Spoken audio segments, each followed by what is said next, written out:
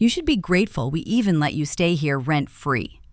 That's what my mother said, glass of Chardonnay in her hand, smile soft, voice sharp enough to slice the air. The whole table froze for half a second, then laughed. Forks clinked against porcelain. Someone muttered, "Classic Linda," like humiliation was part of the entertainment. I could feel the heat crawl up my neck. My face was on fire, but my hands were ice cold under the table. I pressed my palms together, trying not to shake. The chandelier above us threw light across the table. Perfect golden light, like something out of a magazine. Crystal glasses, folded napkins, polished silverware. Everything looked expensive. Everything except me. Mom sat at the head of the table, perfectly framed by her holiday decor. She wore pearls and that smug calmness she saved for moments like this. My brother Ethan leaned back in his chair, swirling his wine. He didn't even look at me, just smirked. The same smirk he's had since high school, the one that says, "You're the punchline, not the guest." Across from me, cousins whispered behind their napkins. My aunt gave me that pity smile people use when they don't want to get involved. The turkey steamed between us, carved perfectly, like everything in that house had to be flawless, except the people. I was seated at the far end, the extra chair, close enough to smell the food, but far enough to remind me I didn't belong. They poured wine for everyone else. My glass stayed empty. "Oh, sorry," my mother had said earlier. "We ran out of that kind." Ethan took a sip and looked at me. "Remember when you quit that 6-figure tech job to make your own app?" His tone was casual, playful to anyone listening, but I knew that edge. "How's that going?" I tried to laugh it off. "Oh, it crashed harder than the stock market." My voice cracked halfway through the sentence. They laughed louder than I expected, the kind of laugh that isn't joy, it's sport. Forks hit plates again. Someone coughed just to break the noise. Mom leaned in, her voice sugar-coated. "Dreams don't pay rent, right, Ethan?" He lifted his glass. "Cheers to that." The word rent hit me right in the chest. No one noticed the way my fingers dug into the cloth napkin on my lap, the way I counted breaths just to keep from crying. The turkey smelled like rosemary and butter, but I couldn't taste a thing. My chest felt heavy, like every laugh added another brick. Mom was still talking about something, how successful Ethan's real estate business was, how proud she was that at least one of her children made good choices. The table filled with her voice. I wasn't even in the room anymore. I was a ghost, sitting where someone used to matter. Then she turned to me again, with that smile that hides knives. "Maybe next year you'll have something to be thankful for." The room spun for a second. Everyone laughed again, gentle, polite, cruel. And I just couldn't sit there anymore. I placed my napkin down carefully, like if I moved too fast, it would count as a scene. My hands trembled, but I forced my voice to stay steady. "Thank you for dinner," I said quietly, "and for the reminder." It was almost funny how calm I sounded when my heart was breaking. Chairs creaked. Someone coughed again. The laughter stopped. The silence was thicker than the gravy on the table. Mom froze, fork halfway to her mouth. Ethan raised an eyebrow, half amused, half curious to see if I'd cry. I didn't. I pushed my chair back, slow and quiet. The legs scraped the tile like a warning. I walked past the table, through the kitchen that smelled like cinnamon and guilt, and opened the back door. The cold hit me immediately. Texas winter air, dry and sharp. I stepped outside and closed the door behind me. Inside, I heard laughter again. It started small, then grew, like nothing had happened. The sound muffled through the glass, like a party I'd never been invited to. I gripped the railing of the porch, breathing hard. My hands were still shaking. My chest hurt. I didn't know if it was anger or sadness. It was both, maybe. I looked up. The sky was black and endless, not a single star. I could see my reflection in the window, eyes red, jaw tight, still pretending not to care. I whispered it so low only the night could hear. One day, you'll wish you'd been kind. The wind brushed against my face, cool and almost gentle, like the world outside. I didn't know where I was going yet. I just knew I couldn't stay. So I kept walking, into the dark backyard, into the quiet, into myself. And I didn't look back. I woke up to the sound of cardboard breathing. The room they called my bedroom was a storage closet with a window. Stacks of plastic tubs leaned into each other like tired people. A fake pine tree, still wrapped in last year's tinsel, poked out from a half-closed box. The old treadmill sat under the window like a pet they'd forgotten to feed. My blanket was thin and always smelled faintly of dust and dryer sheets, like clean sadness. Cold air slid through the frame and found the soft spot at the base of my neck. I blew the blanket higher and stared at the ceiling until my breath calmed down. On the nightstand, really a plastic crate with a cloth draped over it, sat my graduation photo from Berkeley. I kept it there on purpose. Some mornings I could look at that girl and borrow her spine. Other mornings, like this one, she looked like a stranger who had my smile and none of my mistakes. I studied the corner of the frame where the glass had cracked during the move and felt heat crawl up my chest, the kind that comes when you remember who you used to be. I used to walk into offices in San Francisco and feel tall. I used to talk about models and latency and ship dates. I used to send code into production and watch numbers lift like birds. At Christmas, Mom would introduce me as our daughter in Silicon Valley and let people fill in the rest. I didn't correct them. Maybe that was my first lie, letting her pride stand where love should have been. Then I did the bold thing, the stupid thing, the hopeful thing that gets retold as stupidity when it fails. I quit. I left the salary and the catered lunches and the badge that opened heavy glass doors. I wanted to build something that made sense in my bones, a small app to help women learn the skills that pay actual bills. Real words, real work, no gatekeepers. I told myself I could live on savings for a year. I told myself investors would care. I told myself the world was kinder than it is.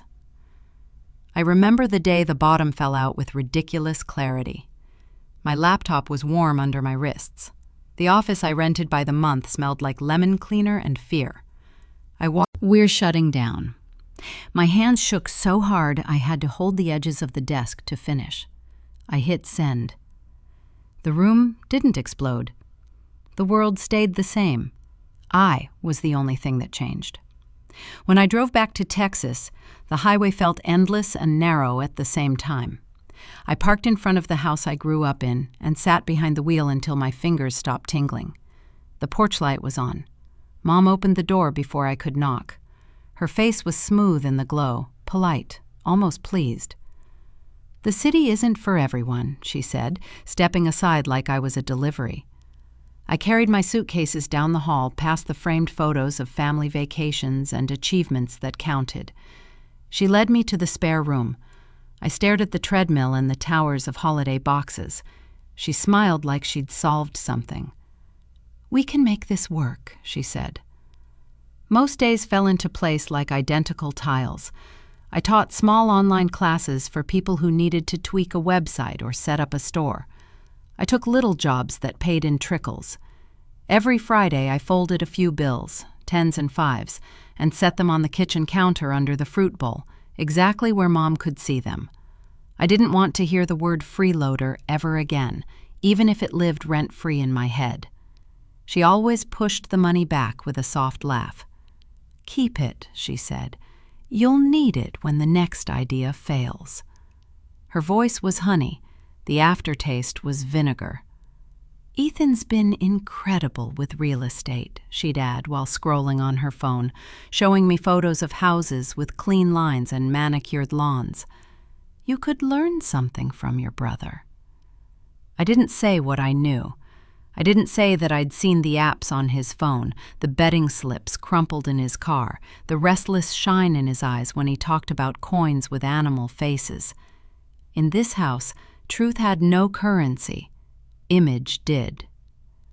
Some afternoons, when the sun slid into the kitchen just right, I could pretend I was visiting and everything was fine.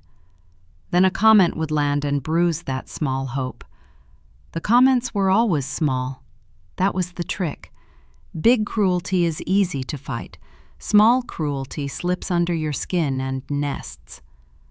I remember crossing the porch one humid evening and hearing in the room with the treadmill and the plastic tubs. I closed the door and let my back rest against it.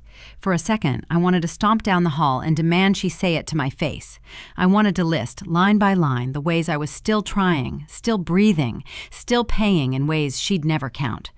I swallowed the urge until it became a hard stone under my breastbone. I didn't cry there. Pride can be heavy and useful that way. I sat at the little desk I'd wedged between a stack of ornaments and a box labeled Thanksgiving linens. My old laptop wheezed itself awake. The hinge protested when I shifted the screen. The charger got hot enough to worry me. I opened a blank file just to see a white space that belonged to me. At night, the Wi-Fi didn't reach this far, so I learned how to live at the edge of signal.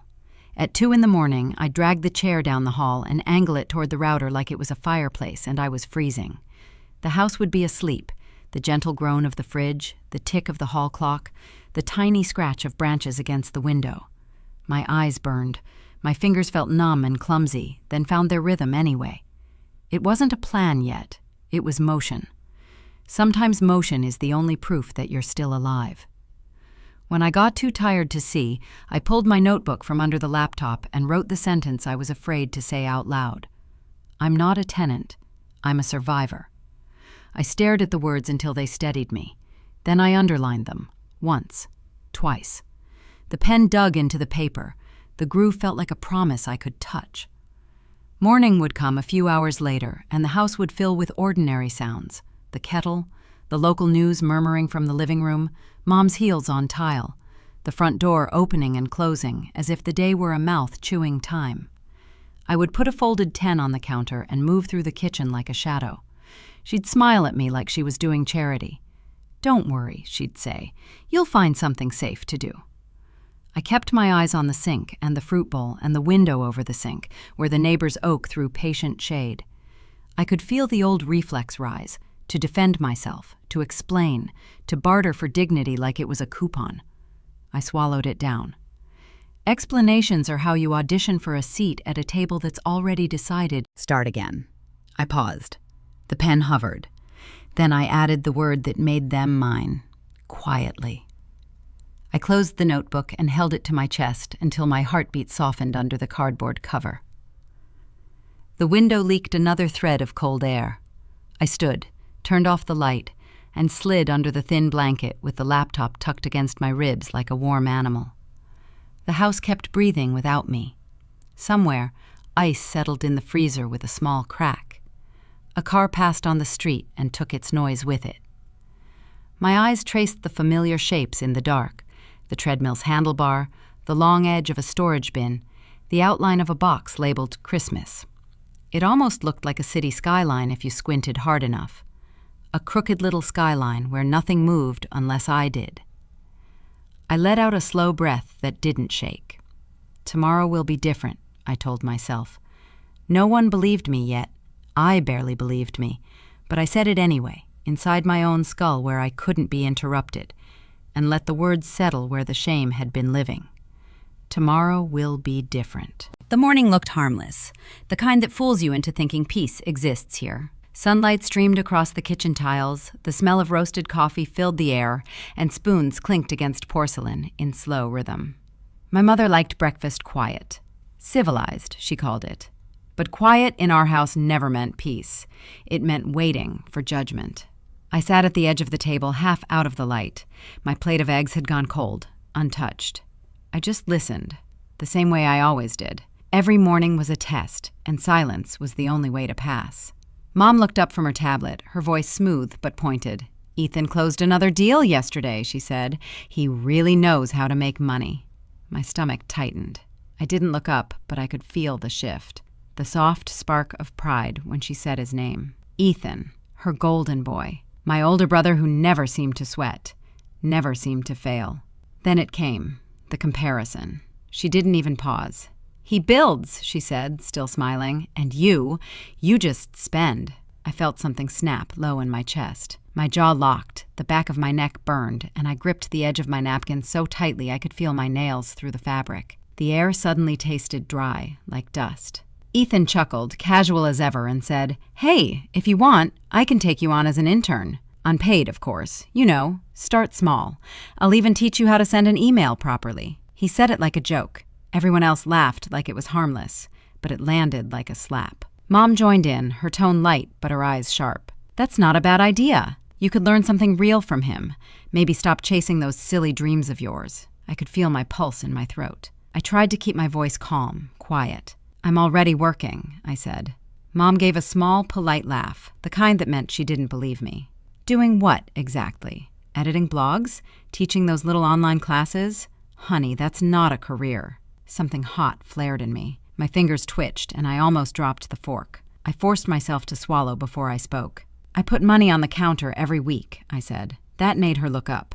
Not kindly, just curious. She waved her hand dismissively. "Spare change doesn't count as contribution." Then she raised her glass toward Ethan. "Cheers," she said, smiling. Their glasses clinked, sharp, metallic. The sound made my chest tighten. Ethan leaned back, all confidence and ease. "You could come work for my team," he said, pretending to sound generous. "Start with small things. Answer calls, make coffee, learn how to handle real clients. You might even pick up a thing or two about attitude." That word, attitude, landed harder than it should have. I felt the heat climb from my chest to my face. My nails dug into the napkin until I thought it might tear. I tried to keep my voice even, but it came out lower, tighter. "I'm not running coffee for anyone." The air went still. No one spoke. Even the clinking of silverware stopped. Mom's smile froze halfway. Ethan's grin faltered, his eyes cutting toward me with that mix of surprise and irritation. Dad, who had been quiet the entire time, cleared his throat softly, like he could cough the tension away. The silence stretched. I could hear the faint hum of the refrigerator. My heartbeat felt louder than everything else. I looked down at my plate, those cold eggs untouched. It hit me how symbolic it felt. I hadn't even eaten, and somehow I was already the one being consumed. No one said anything, but their expressions said it all. How dare I talk back? How dare I not laugh at the joke made at my expense? Inside, my thoughts started spiraling. Why does love here always come with a receipt? Why do I have to be profitable to be worthy? I pressed my lips together so tightly they went numb. My body felt rigid, my shoulders locked. I wanted to scream, to say everything I'd been swallowing for years. But I didn't, because in this family, losing your temper means losing the argument, even when you're right. So I sat there, breathing, counting seconds, feeling my heart hammer against my ribs like it wanted out. And in that thick silence, something inside me whispered, "Silence is complicity. If I stayed quiet forever, they'd win by default.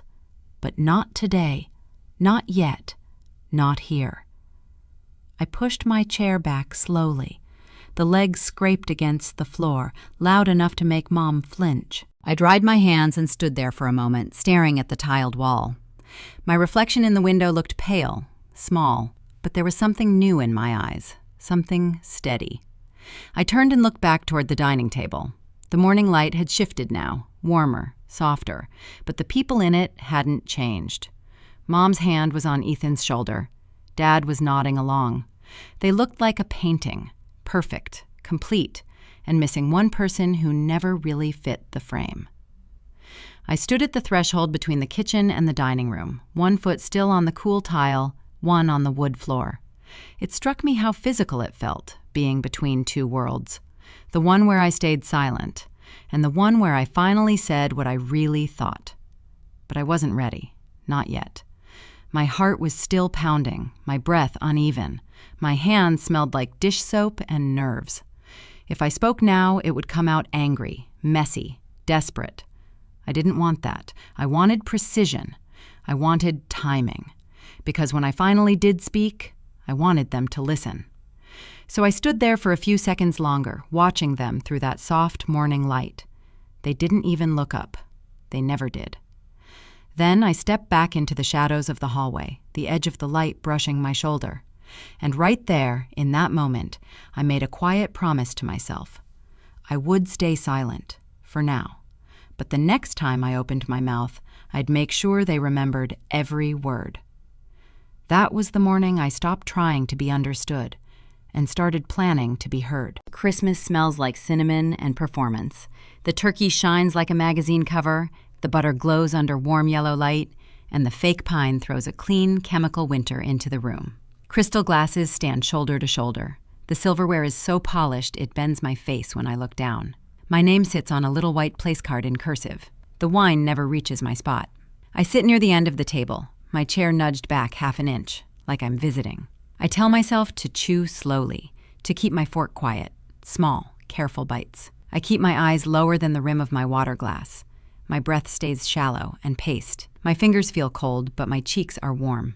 Maybe tonight they'll let it be simple. The carols float in from the living room, too soft to argue with.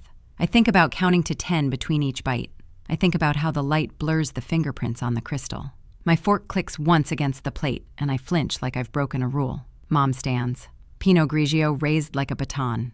All heads lift. The room smiles the way it always does when she conducts it. "To Ethan," she says, bright and certain, "our rock this year, who covered our holiday costs." Applause. Real applause. I feel my stomach drop like an elevator. My hands grip the napkin under the table until the cloth creases into my skin. Heat surges in my ears. The swallow sticks halfway down. A cousin snorts. "And Olivia's latest project?" I set my fork down so I won't stab anything. I look at the cranberry sauce instead of faces. The citrus hits my tongue even though I'm not eating. I count ornaments on the tree.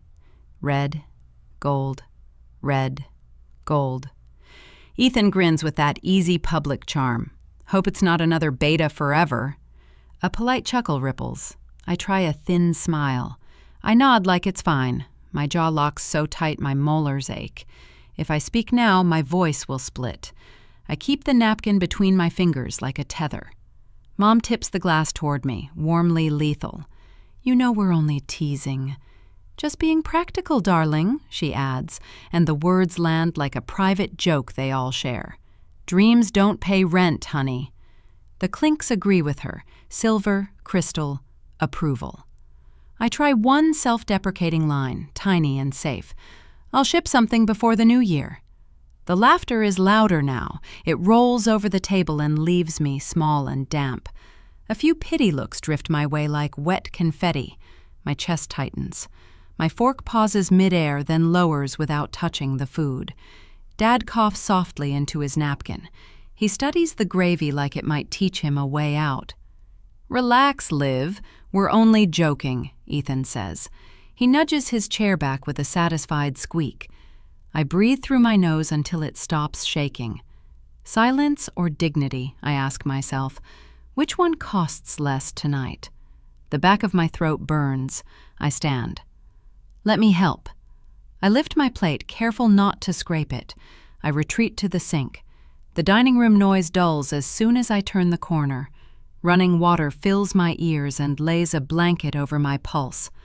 I study the plate like it could answer anything. Skin to porcelain, porcelain to steel. Mom's heels whisper over the tiles. She pauses in the doorway like she owns the threshold. I don't turn. I can feel her smile without seeing it. "You add pressure when you can't help, sweetheart," she says. Low, sweet, cutting.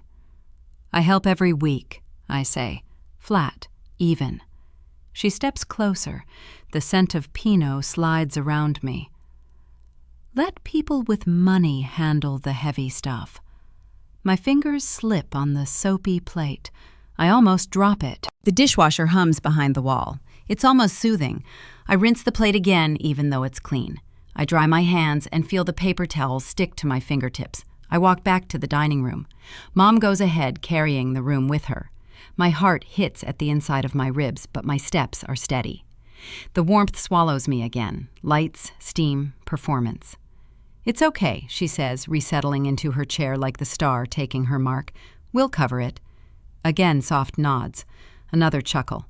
Ethan leans into his curve of charm, elbow hooked on the chair like a commercial. "Maybe be grateful." It helps. There it is, the trigger phrase, rent-free. It floats between us like a judgment with a bow on it. Crystal knocks again, a delicate little verdict.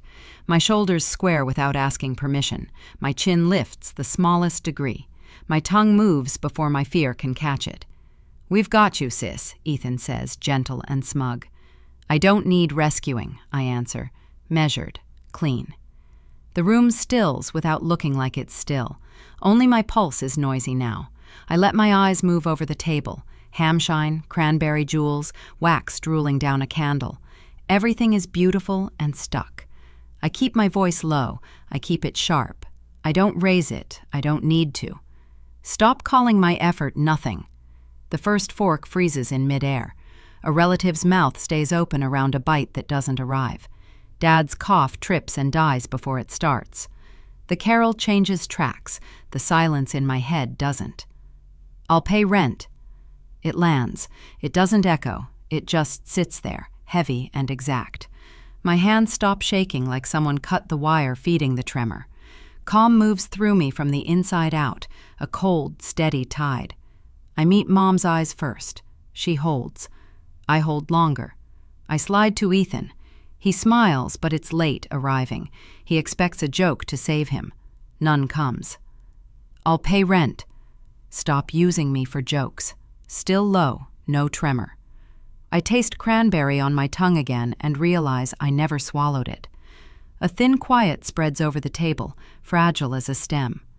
One relative sips too fast and sets the glass down too carefully. Mom's mask flickers, surprise, then a smile. I sit. I don't touch the food. I fold my napkin once and lay it straight, like a line I won't cross. I take a sip of water, not wine. The glass shakes once, a small flare, and steadies. I anchor my eyes on the plate rim where my reflection waits, tiny, warped, stubborn. The carol in the living room stumbles into another track. Sleigh bells try to make it light. They fail. "You're sensitive tonight," Mom says, sugar back in her voice. "I'm precise tonight," I say. "Don't make this dramatic," Ethan mutters, smile returning for the audience he hopes is still watching. "Then stop performing." A relative murmurs, "It's Christmas." Exactly. My ring presses a pale dent into my finger when I curl my hand. The ache in my molars eases now that I'm not chewing air. The faint dishwasher thrum rolls through the wall like a promise. I ride the quiet instead of running from it. Nobody knows what to do with it when I don't fill it. The laughter tries to start again, scattered and weak, but won't catch. Someone coughs too brightly. Someone else offers more potatoes to no one in particular. Mom lifts her glass as if a new toast might reset the moment.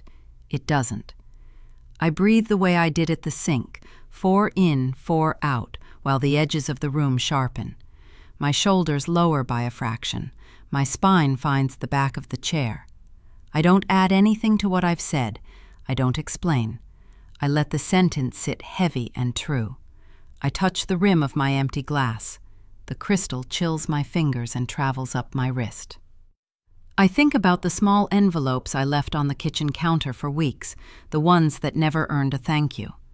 I think about the way a joke can be a leash. I think about the cost of being easy to laugh at. Mom clears her throat, ready to pivot. "Turkey, anyone?" No one reaches first.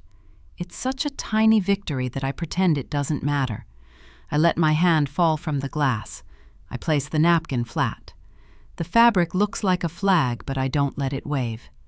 "I'll pay rent," I say again, softer now. It sounds like a contract spoken into the bones of the room, not to the faces in it. No applause this time, no clink. Just the hum. The carol changes again. Someone down the table laughs too loudly, at nothing, like the sound could glue the pieces back together. I let it hang in the air. I don't reach for it. I sit still, straight-backed, mouth closed, the promise warming inside the cold. I won't be small here again. The garage smelled like old plans and second chances. Oil, dust, cold concrete. A thin detergent sweetness from the washer that hadn't run in weeks. One buzzing bulb hung low and made the spider webs look like cracked glass. I marked a border with duct tape and called it mine. I dragged a wobbling folding table under the bulb. The plastic lawn chair bit into my thighs when I sat. Boxes scraped my shins as I shoved them aside. Halloween, taxes, a slow decade of things we didn't want to admit we didn't need. My laptop hinge squealed when I opened it. The screen tilted like a loose tooth. I wiped the table twice. I set a glass of water, not coffee. I stacked 3 pens like guardrails and told my hands to calm down. My shoulders were tight but hopeful. I could see my breath in the air. My fingers felt stiff until they found the keys. If I can build here, I can build anywhere, I whispered, just to hear a voice that didn't judge me. I opened a fresh document and typed the name once. Seeing it there steadied me more than the chair did. TV laughter bled through the kitchen door. A cupboard slammed. Footsteps passed and didn't stop. I counted the cash I had twice, then once more, and slid a sticky note onto the bezel. Rent. Utilities. Food. My jaw clenched until it made my ears ache. Still, I said, stay. Finish one small thing. The laptop fan whined like it hated effort.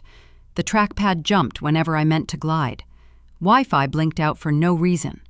The power strip snapped a tiny blue spark when I pushed the last plug, and I flinched hard enough to bump my glass. Ship ugly. Fix later, I told myself, and clicked into the first task. I sliced the night into tiny squares and gave each square a job. Login flow, onboarding tip, lesson 01 outline, record intro, bug, submit loop, landing header copy. I stuck them in a crooked row. The first win was tiny and stupid and perfect. A button changed state when it was supposed to. A centimeter of blue turned gray and back again. I didn't smile, not exactly, but something unclenched in my chest. That's one, I breathed. I moved the sticky from to do to done, with a little tap at the end like stamping a passport. The sound was soft, but in this room it was enough. Then the wall hit back. The audio hissed like snakes when I tried to record. My phone slid off the stack of books I used as a tripod, bounced, and landed face down. The bulb flickered once, twice, like it was tired of me. A neighbor's leaf blower started, stopped, started again, as if the night wanted to mock the daylight. Midnight turned into 1. 1 leaned into 2. My breath got shallow and noisy. I checked my balance again. The same number stared back without blinking. You promised rent, the voice in my head muttered. Build or break. Pick one. My hands began to tremble in that embarrassing way they do before any big meeting or any small cruelty. I rubbed my knuckles and felt the dust I'd collected from the boxes grind into my skin. Again, I said. I unplugged the mic, plugged it back in, and rebuilt the submit flow from scratch. Fix it. No tantrums. The words tasted like metal, but they kept me moving. When the trackpad jumped, I leaned into its rhythm and treated it like an ugly dance partner. I made the boxes bigger. I slowed my scroll. I refused to snap the laptop shut even when it begged me to. Then the worst kind of failure, a long stretch of hope followed by authentication failed. It sat there after 20 minutes of careful keystrokes like a smug little sign on a locked door. Something hot burned through my chest. My hand lifted before I thought, and I slammed my palm once against the table. Soft, sharp. The pens jumped, clattered, and rolled to the edge. One fell, ticked across the concrete, and disappeared under the washer. The sound reset me. I kept my voice low and mean. I am not a joke. The words opened space in my lungs. I will pay rent. I felt my jaw loosen, my shoulders drop a fraction. One small ship. Now I listed what I could control tonight. Words. But instead of a perfect script, I typed plain. I wrote like I would explain it to the first person who emailed me for help. No founder talk, no trophies in sentences. Click here. Do this first. Skip that if you're new. I cut and cut until the copy fit in one breath. Cut scope, ship something. My mouth said it, and my fingers followed. I opened the side door for a thin slice of winter air. It cut through the room and cleared the stale heat around my face. The bulb hummed. The duct tape border lifted at one corner and curled like it wanted to leave. I pressed it down with my thumb until it stuck again. Stay, I told it. Me too. A ping. At first I thought I'd imagined it, the phantom notification you hear when you want a life to show up. But there it was on the screen. An email from my own system. Welcome to your first lesson. The subject line looked wrong, then right, and then I gasped. I laughed once, not loud, real. I wrote the message by hand on an index card, the one I'd been using to test pen ink. I taped it above the desk. Hello, proof, I said to the paper. My throat tightened. I swallowed twice. Enough to keep going. I moved 3 stickies to the done column. The crooked line smiled at me like a mouth missing teeth. Trackpad still jerky, but my hands had learned its mood. The chair still wobbled, but I centered my weight and it calmed down. The TV in the house finally went quiet. The bulb hum turned into a companion, like a cat purring 2 rooms away. I opened a notebook and logged the night in 3 blunt lines. Shipped, login flow, lesson stub, email. Blocked, mic hiss, mobile layout. Tomorrow, record intro at dawn. Day 1. Counts, I told the page. Don't ruin it by wanting more. My cheeks cooled, my hands warmed. The tremor had vanished so completely it felt like I'd imagined it. The ring of condensation under my glass left a watermark that looked like a moon. I kept touching it, like confirmation. I'd been here and mattered to the surface. The duct tape lifted again at the same corner. I pressed it back down with 2 fingers. The cold rose through my soles until I stood on an old yoga mat I found behind a snowblower we never used.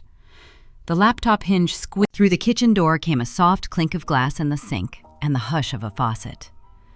No voices, no footsteps. The house was a sleeping animal again, warm and indifferent. I listened to it breathe and knew I could work inside that indifference like a miner in a quiet shaft, counting swings, not hours. I closed my eyes and said the name I'd typed at the beginning. I didn't say it like a company. I said it like a promise. I pulled the scarf tighter and sat back down. I didn't open any new tabs. I didn't check anything. I looked at the done column and let it be small. I let it be enough for tonight. My shoulders stayed low. My hands stayed steady. My mouth had nothing left to argue with. I locked the garage from the inside and started again, I said to the room, barely above a whisper. The bulb flickered once, then steadied like it agreed to keep watch. I placed my palm flat on the table to feel the wood's small warmth trying through the cold. No witnesses, no applause, just the sound of something beginning. The papers looked harmless under the winter light. Lemon cleaner lingered in the air, the TV hummed low, and the clock kept flicking seconds onto the room like little white flags. I sat at the edge of the couch with my knees together and my hands folded so I wouldn't fidget. Ethan's blazer hung off a chair like it had been posed. 2 glossy pens waited on the coffee table beside a tidy manila folder. Be helpful. Be family. Don't start a fight. Ethan smiled the way he always does when he's selling something soft. It's paperwork. 10 minutes, Mom poured white wine and made a little crystal sound with her wrist. Dad flipped a newspaper without looking at me. My pulse moved up into my throat where words usually are. Quick signature, Ethan said, opening the folder. Routine verification. Helps the family credit temporary. Placeholder. No risk. Admin. The words fell from his mouth like they'd been sanded smooth. I reached for a pen and the cap wouldn't click back on. It kept slipping against my palm. My fingers were cold and my jaw had that quiet ache it gets when I've been clenching for too long. Trust your brother, Mom said. Don't make everything difficult. Let's not overthink this, Dad added, eyes still on the sports page. The pages were warm from Ethan's hands. I skimmed. Guarantor, joint responsibility, revolving, payment obligations. I felt a small ache bloom behind my eyes. This part, why me? I asked, tapping the claws with the dull end of the pen. Bank formality, Ethan said lightly. They need a second contact. Just signatures. I'll handle payments. He's saving us money, Mom chimed in, topping off her glass like that was proof. It felt wrong. Not just the words, me, inside the words. My tongue went dry. I looked at Dad. He turned a page of the paper like he was afraid the print was going to run off. Silence stretched, and I knew the performance needed a finale. Everyone watched the pen. I wanted peace more than I wanted victory. I pressed my initials where the lines asked for them. My hand shook once like a hiccup. Then I wrote my name the way I learned in 5th grade, carefully, pretending the shape could protect me. Ethan exhaled sharp, a relieved sound he tried to hide. The folder snapped shut. Mom raised her glass and smiled. See? Teamwork. Finally, Dad muttered, not quite under his breath. A pebble settled in my stomach, small and heavy. Okay, I said. It came out smaller than I meant. Knew you'd get it, Ethan told me, already turning his smile toward the TV again. I carried that pebble for a month without telling it to anyone. The house cooled with the season. You guaranteed the account, the voice said, steady as a metronome. They read dates, interest, clauses. They read my name like proof. You're responsible for the balance. Air left the room. It took my breath with it. I found them in the living room, the same winter light making everything look cleaner than it was. The TV laughed for us so we didn't have to. They looked up vaguely, like I'd walked in during a commercial. The bank called, I said, low, steady. I could hear my heartbeat in the small spaces between the words. 38,700. Ethan shrugged with a practiced smirk. It's temporary cash flow. Mom smiled the patient smile she saves for teaching moments. He's saving the family. Don't make this dramatic, we'll figure it out, Dad said to the remote. You used my name, I said. We needed momentum, Ethan answered. His tone turned firm, still friendly, like a coach. He'll fix it, Mom added. It was almost a lullaby, that tone. Be supportive. With what? I asked, the heat running up my neck. My credit? Ethan let out a short laugh. It's just money. My hands trembled, my knees buzzed. I decided right then to choose volume control over fire. I pictured the words like bolts I could tighten. You put debt in my mouth and called it family, I said, each word placed where it belonged. You used my silence as a signature. Stop sabotaging your brother, Mom snapped back, the sugar sliding off her voice to show the blade underneath. Tell the bank your story, I said, not with my name. The room sank a little. I watched the idea of me change in their eyes and then snap back to the old shape. We raised you. Be grateful, Mom said. I'll pay it next quarter, Ethan said, like a quarter was the same thing as a promise. Everyone calm down, Dad offered to the air. I kept my anchor. Due date is the 20th. Amount is 38,700. Section 4.3 binds me to you. The numbers steadied me. My jaw loosened as the facts lined up. My hand still shook, but I could hold the weight of the sentence. Paperwork happens, Ethan said. The debt happens to me, I answered. The TV chuckled. I won't sign again, I told them. We'll see, Mom said. No, I said, we won't. I left the room before they could reshape it. The kitchen felt like its own little courthouse, cold, bright, honest. I pulled a plain envelope from the drawer, wrote in block letters, electric, from the tenant, and slid in the bills I'd kept aside. I placed the envelope on the counter where I used to leave my little offerings every week. Final contribution under their terms. Final time. My fingers were warm for the first time all day. Document the exit, I told myself, the words soft enough to hide in the hum of the fridge. The house spoke its old language for the rest of the night. The heater kicked on with a throat clear. Pipes coughed through the walls. The clock kept score. I packed quietly. Chargers, the old laptop, a notebook with dog-eared corners. I didn't touch the folder on the coffee table. I memorized the weight of it with my eyes. In the bathroom mirror, my eyes were red, but my mouth was steady. I pressed my fingertips to my chest and felt my heartbeat like a chorus that had finally learned the song. If I stay, I asked my reflection, what else will they sign me up for? I'm not their paperwork. First light slid thin and blue through the blinds. Coffee hadn't been brewed yet. Robes shuffled, slippers dragged. The house yawned its routine faces into the living room. I stood with my shoulders square. My heart was quick, but my voice was calm. I'm moving out, I said. Don't be childish, Mom snapped, tightening the belt on her robe like that gave her authority. Good luck paying rent, Ethan smirked, already reaching for his phone. Let's talk later, Dad murmured, the words dissolving on the way out. I didn't negotiate. I'm done being the guarantor of your mess. The sentence changed the shape of the room. Not for them, for me.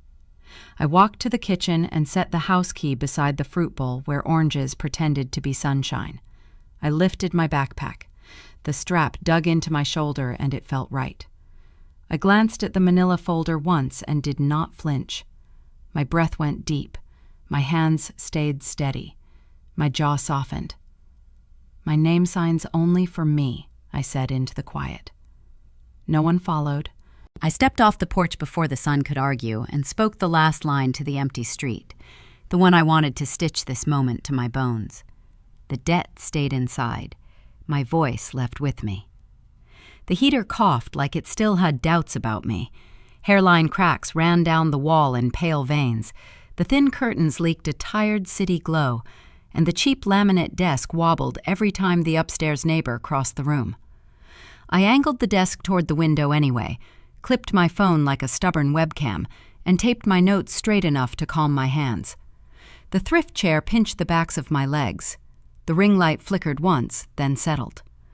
My mug had a chip that fit my thumb like it was made for my worry. I learned how quiet feels when it belongs to me. My shoulders were sore from carrying boxes I could afford. My eyes were puffy from a night that wouldn't stop replaying, but my hands were steady. Silence can be a friend when it's mine, I told the room, and I pressed record. The red dot blinked with a patience I envied. Money math waited under the mug. Rent due note, a transit pass with 5 rides left, and a grocery list that was mostly coffee and noodles with ambitions. The upload stalled at 73%, like it needed reassurance. The laptop fan gathered itself to a thin whine. A storage warning popped up on my phone as if it needed to be noticed too. My jaw tightened. My tongue went dry. If I miss today, I said to the mug, tomorrow costs double. Ship it messy. Win the next 10 minutes. I opened my outline and stripped every pretty word. Practical, fast, usable. Pitch templates, pricing scripts. A map for the first 5 clients that didn't pretend to be genius. I wrote like I text a friend, too plain to misunderstand. Every time I finished a module, my breath went all the way down. Every time an upload finished, my shoulders dropped like they trusted the floor again. The first cohort completion rate ticked from 60 to 61%, and I circled the number on a scrap of paper like a secret victory. 2 DMs rolled in, got my first client, and closed $300 today. I swallowed, hard, to keep my face from breaking. Keep it useful, I said, pinning the "You're still that girl at their table," the old voice hissed. The new one answered, calm and mean, "Teach anyway." I reopened the outline and slapped a line under it. Live Q&A tonight. No slides. Bring real problems. No panic refunds, I told myself. Earn the right to charge. The chip in my mug caught my thumb when I grabbed it, and it hurt just enough to make me breathe differently. The live session started with 3 names. One dropped before I said hello. My throat tried to close. I swallowed air and held the mug tighter. I make value every day, I said, low enough so only my bones could hear it. I pay rent with sentences. My wrists unlatched. My voice knew what to do. A single mom unmuted first. Her Wi-Fi stuttered, but her courage didn't. "I wrote my first cold email," she said. Her voice shook like mine used to. She pasted it into the chat. "We cut the apology. We moved the price out of the corner and into the sentence like it deserved to be there. We gave her 3 lines that sounded like a person who knew her own time. Interview tomorrow, 10 a.m., she messaged 10 minutes later. I had to look at the ceiling to keep the water out of my eyes. An immigrant designer posted a portfolio link. I ran a 5-bullet fix without flattery. Bigger headline, fewer colors, 3 case studies, 1 button, not 6. "Pick a lane," I told him, "then charge for the road." He typed, "I didn't think I could." I answered, "You did. Keep receipts." Screenshots trickled in after the call. $50, $120, $300. Small rectangles of proof with blurry bank logos and hearts that didn't belong to me but warmed me anyway. My smile hurt. The tears tried for a doorway and I put a chair under the handle. Not now. Build. I set the timer for 25 minutes and stood for the first 5. Stretches. Tea instead of coffee. Inbox closed during the build sprint. The Trello board I called Winboard had 3 columns: shipped, helped, hired. I moved a card for pricing script V2 and added the mom's interview tomorrow to helped, then slid the designer's portfolio fixed under it. The whiteboard happy to share metrics and roadmap. We prioritize user outcomes over vanity. I stacked the laptop on 3 books so the angle wouldn't humiliate me and let the ring light find my face without making me someone else. The backdrop was nothing. Clean nothing. When the time hit, the screen filled with a crisp voice that didn't waste words. "You built what big tech still stumbles over," he said. His name tag read Daniel King. He looked like questions, not compliments. "Users first," I answered. "Fast wins, clean language." He asked for the retention curve. I gave him 3 months, 5, and a cautiously hopeful 7. He asked for CAC. "Near zero organic," I said, with an honesty tax. He asked about NPS and refund policy. I told him why we say no to panic and yes to broken promises. My chest cooled. My hands forgot to shake. I answered and then paused, long enough to let him hear that I wasn't selling a fantasy. "How lean is lean?" he asked. "Me, a doc, a whiteboard," I said. "Are you for sale?" "I'm for impact." He didn't flinch. He put a number on the table the way people put bowls down in kitchens where meals actually get eaten. Acquisition path or majority investment. 2.1 million. The figure landed and sat. I didn't chase it. I let it watch me breathe. Cold climbed behind my knees. Warmth found my face. My breathing didn't change. "This pays time," I said, "not just bills." I asked for diligence terms. I asked for student protections and curriculum control, and a clause about keeping the language human even if we scaled. I asked for a way to say no later without losing the right to say yes today. "Non-negotiable," I said. "Student outcomes lead." "Aligned," he said. "Then we keep talking." We ended with a nod that felt like a real shape. I didn't close the laptop. I turned off the ring light and let the room be its own light again. The heater sighed like it approved. The city settled into a low hum that didn't need my permission. My pulse pressed the inside of my throat like a kid at a window. I circled hires, 15 on the whiteboard, and wrote next, 20 beneath it. The inbox pinged 3 times. "What if outcomes are the only status I want?" I asked the window. "How many lives equal a yes to outside money?" The questions didn't need answers tonight. They just needed to sit beside me and breathe. "Plain words, real checks," I said. "Wins or it's noise." A student pinged. "I sent it." "Good," I typed back. "Send 2 more." Another message from the call. "Protect your core." "I protect people," I wrote, and I meant it. By late night, the quiet wasn't empty. It had furniture. It had weight. I stood at the window and watched the city paint everything silver. My breath fogged a little circle I could write inside if I wanted. I didn't. I let it fade. I opened my browser to a flight page I'd bookmarked without admitting it to myself. Confirm flight to Austin. The button sat there in a color that wanted to be pressed. My finger hovered, and the air felt like the moment before rain, the pressure you can't see but you can't ignore. Tomorrow isn't a myth if I make it. The red dot on the phone was off. The whiteboard number glowed a little in the dark. I closed the browser without clicking. I slid the backpack by the door and left it unzipped. The heater exhaled. The city answered. "I'll bring the quiet with me," I said to my window reflection. Steady now, not asking for permission. I locked the screen on a draft text to Mom, "I can pay rent," and put the phone face down. My heart slowed. My hands were warm. "I'll decide loud tomorrow," I told the room, and the silence agreed. The room looked exactly the same. I didn't. Warm pendant lights, crystal lined up like teeth, polished forks that warped my face when I glanced down. Turkey steam drifted over store-bought rolls, butter soft enough to surrender at a touch.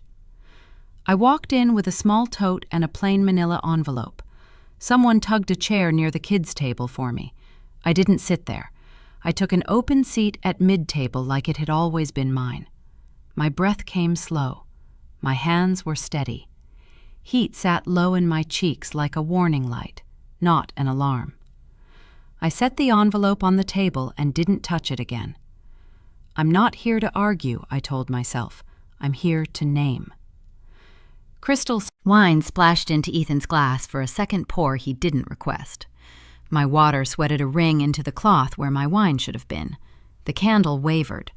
The clock in the hall ticked like a metronome set for patience. "We're not replaying their script," I told the inside of my mouth. "We're staging mine." I slid the envelope to the center and opened it slowly. No brand peacocking, no glossy folder, just paper. A printed wire confirmation, signature pages, a short letter on letterhead with its corners flattened from travel. Glass stems paused midair. The room's chatter stumbled. The clock grew louder, as if it had walked closer to the door. "I brought something to share," I said. "What is it?" a cousin asked, soft, like a church whisper. I kept my hands flat on the table. My shoulders dropped a fraction. I let air fill all the way down before I spoke again. "I sold my company," I said, low and even. I let the words sit. $2 million. Someone laughed wrong and then stopped, like the sound had tripped over the number. A chair leg squeaked. The turkey scent turned thin. Heat flushed my face, then drained to a cool calm that felt like air after thunder. "I built it alone," I added, the sentence that mattered more to me than the price. Mom's smile did a small, frantic repair. "We always knew you'd—" "Right timing," Ethan cut in, smiling toward the papers. "Market's hot." Dad cleared his throat. "Well, that's something." "Not timing. Work," I said. My voice didn't rise. "Not luck." "Family's proud, darling," Mom tried, reaching for the envelope like pride gave her custody. "Family told me rent first," I replied, palms down, not daring the documents but guarding them just the same. "Smart exit," Ethan shrugged, light, too light. "Earned exit," I said. I slid one page forward. Not a deck, just numbers a person could digest with dinner. Completion rates, hires, refund rate, the closing figure in a line even a busy eye could catch. Plain language, no gloating. Users first. 15 hired last month. My finger tapped once where the line lived. A cousin whispered, "2." The room tried to resume motion. Forks lifted, then hesitated. A wrong carol started in the living room, as if the playlist had reached for cheer and grabbed noise instead. I reached for my water and lifted it to the light. The condensation ring left under it looked like a wedding band no one had chosen. I put the glass down and didn't wipe the circle away. "Luck is what I worked for," I said to no one and everyone. "We supported you," Mom said. It wasn't a question. "You doubted me."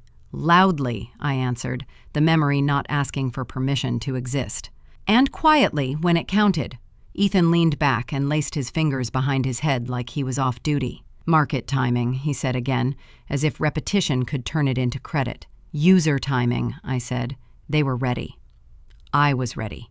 My reflection in a spoon looked warped but familiar. I recognized the girl who'd sat at the kids' table without complaint. I recognized the woman who wasn't sitting there now. A cranberry dot on the white cloth shone stubborn and bright right by my elbow. I didn't move my sleeve to hide it. "Facts travel without permission," I said, sliding the letterhead back into the envelope. I felt the paper curl at one corner under my palm heat and smoothed it once. Mom finally looked down at my glass, not my face. "You'll stay for dessert?" she asked, too light, too quick, a bridge built out of nothing to cross a river she wouldn't name. "I won't stay small," I said. I kept my voice kind enough to hear, but hard enough to keep. The clock ticked louder. The candle popped and steadied.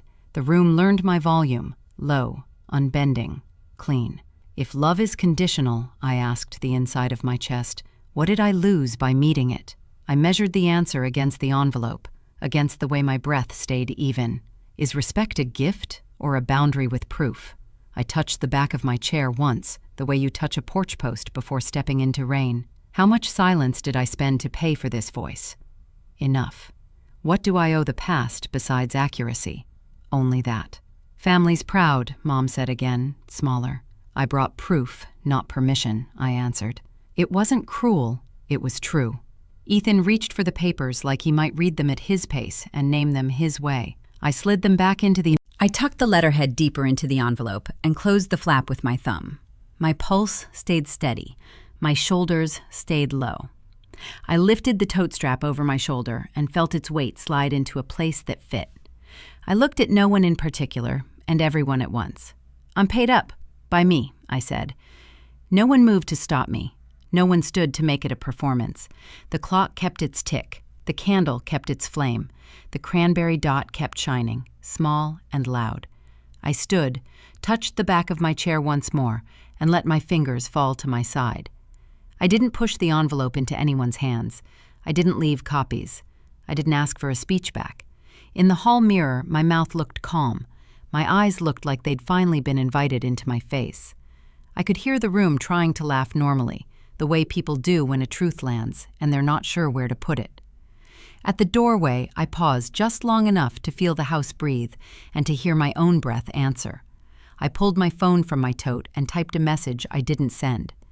"I can pay rent." I locked the screen and slid the phone away. "Boundaries first," I told the quiet, and the quiet believed me. Mondays smell like coffee and decisions. The lobby holds its breath the way good buildings do. Quiet HVAC, polished floors, glass so clean it makes the sky look ambitious. I stand at the reception counter with a paper cup warming my hands. Kayla walks over with the tablet hugged to her chest. Marcus is at his desk, posture like a steady door. The glass looks cleaner than my past. I watch my own outline in it and feel my shoulders drop a notch. Breath unhurried, mouth soft, not smiling. Peace isn't the absence of them, I remind myself. It's the presence of lines. Phones ping softly. Shoes click on tile. The printer hums far away like it's keeping a secret. Kayla lifts the tablet slightly. 3 scholarship requests, she says, voice low. 2 success emails, 1 new testimonial. Cue them, I say. My hands are warm around the cup. I like the weight of it. I like the way the heat insists. Then I see them. 2 figures outside the glass. Clothes rumpled, eyes red in a way coffee can't fix. Mom's mouth is a straight line she can't keep. Dad's shoulders fold inward, like he's trying to apologize without words. Their presence dents the morning light. The knock is dull through the glass. The lobby hushes like sound just got expensive. Kayla's glance finds me. Concern, then deference. She waits for my cue. My heart quickens because it remembers. My palms cool because I choose it. My jaw loosens because I asked it to. I put the cup down on the counter and feel the small heat oval it leaves. "They're asking for you," Kayla whispers. "This is a workplace," I say. I say it for me first. I press the intercom button beside the door. It squeaks under my thumb, a small protest. The speaker pops with that familiar cheap sound. "This is a workplace," I say into it, voice professional, contained. "We don't take personal visits."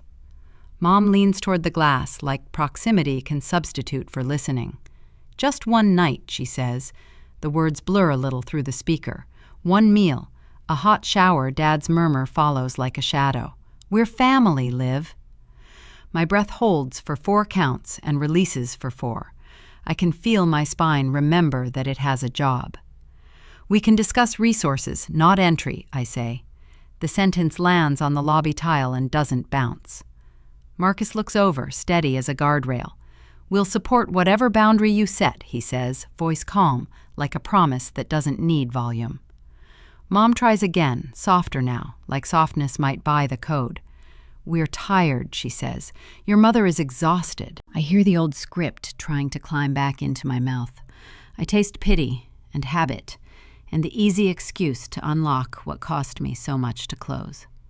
I swallow all of it and place my palms on the counter until the wood stops feeling like a question.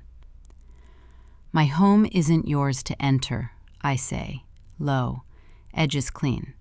My voice decides. The words don't wobble. They stand. They stand like furniture. "I won't host what harmed me," I add. "Help is not a doorway into me." Behind me, I hear staff steps slow. Kayla sets the tablet down gently like it's an altarpiece. The building shifts back, listening. Mom's face tightens into the shape she uses for sacrifice. "After all we did, you're ungrateful." Dad doesn't meet my eyes. "Don't embarrass us out here," he says, as if shame is a public utility bill we forgot to pay. "Gratitude isn't surrender," I say. "Privacy isn't punishment." I make each sentence short enough to carry without collapsing. "Love without respect isn't welcome."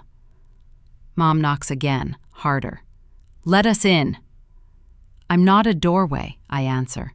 "No is complete." Marcus stands, not looming, just present. Kayla flips the tablet, already pulling up a notes app. "Marcus, please call the Midtown Inn," I say, still through the intercom, still calm. "And the city support line. Ask about tonight's rate and available services." Marcus nods once and starts dialing. Kayla is already typing, eyes moving like the efficient clock I needed for years. My shoulder tilt relaxes. The pen I pick up does not shake. The cup's heat has bled into the counter. I move it aside and see the faint oval it left, like a small stamp of how I started this. "Hotel is confirmed," Marcus says after a moment. "Room for 1 night. Check-in allowed now." Kayla prints a 1-page sheet. The printer spits it out with a clean, mechanical sigh, the kind that says, "Here is order. Go use it." She slides it to me. I hold the intercom and speak plainly. "A room for 1 night. Information for services. No entry." Mom's mouth flares. She slaps her palm against the glass. The sound is sharp, then dull. "You owe us," she says, words sharpened like a knife that got tired of pretending to be a spoon. Dad's eyes drop. He doesn't stop her. He never learned how. I look at the policy sheet, not her face. It helps me aim. "I owe truth," I say. "I owe safety. That's all."